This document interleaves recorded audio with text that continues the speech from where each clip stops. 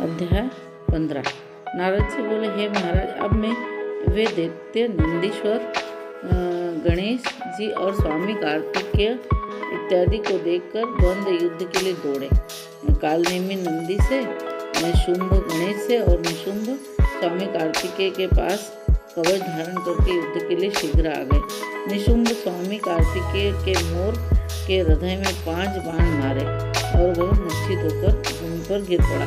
क्रोधित कार्तिकेय शक्ति को उठाना ही चाहते थे कि इतने में निशुंभ ने अपनी शक्ति से उनकी शक्ति को काट दिया। नंदीश्वर ने सहस्त्र बाणों से कालनेमी को भेद कर 7 बाणों से उसके घोड़ा, पताका, धनुष और सारथी को काट दिया। तब कालनेमी ने भी क्रोध करके नंदी के धनुष को काट दिया।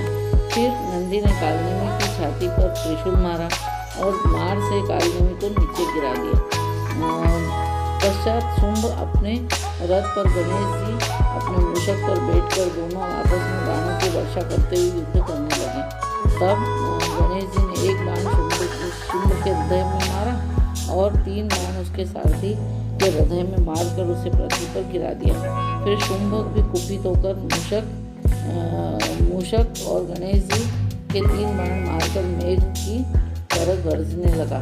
बाणों से घायल मूषक जब नहीं चल सका, तब गणेश जी पैदल ही युद्ध करने लगे। गणेश जी ने फरसा मारकर शुंभ को पृथ्वी में गिरा दिया और फिर मूषक पर सवार हो गए। पश्चात कालनेमी और निशुंभ दोनों मिलकर बाणों से गणेश जी को मारने लगे। उस समय ऐसा लग रहा था मानो कोई मनुष्य अंकुश से हाथी को मार रहा हो।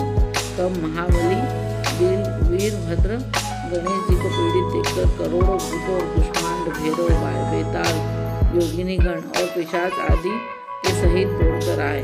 उनकी गर्जना से पृथ्वी कांपने लगी। जय श्री कृष्ण। राधे राधे।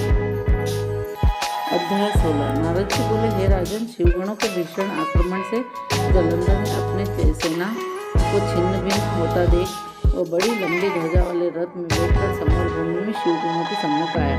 दोनों तरफ से हाथी, रथ, घोड़ा, शंख, भेरी आदि शब्द सिंहनाद की भांति होने लगे। जलंधर के बाणों से पृथ्वी इस तरह ढक गई जैसे आकाश कोहरे से ढक जाता है। जलंधर 5 बाण गणेश जी के, 9 बाण नंदी के और 20 बाण वीरभद्र को मारकर मेघ के समान गरजने लगा। तब कार्तिकेय ने एक शक्ति दैत्य को मारी, जिसके प्रहार से दैत्य का चित्त व्याकुल हो गया और वो घूमने लगा। फिर जलंधर ने क्रोध में आकर गदा लेकर स्वामी कार्तिक को मारी। गदा के लगने के साथ ही वो भूमि पर गिर पड़े और इस तरह उसने नंदी को भी पृथ्वी पर गिरा दिया। तब गणेश जी को क्रोध आया और उसने फरसे से उसकी गदा काट दी। वीरभद्र ने 3 बाण दैत्य के मारे और 7 बाण से उसके रथ को चूर्ण कर घोड़ा मार गिराए तथा ध्वजा, धनुष और छत्र काट दी। फिर दैत्यराज ने अपनी भयंकर शक्ति गणेश जी के ऊपर चलाई, उनको भूमि पर गिरा दिया।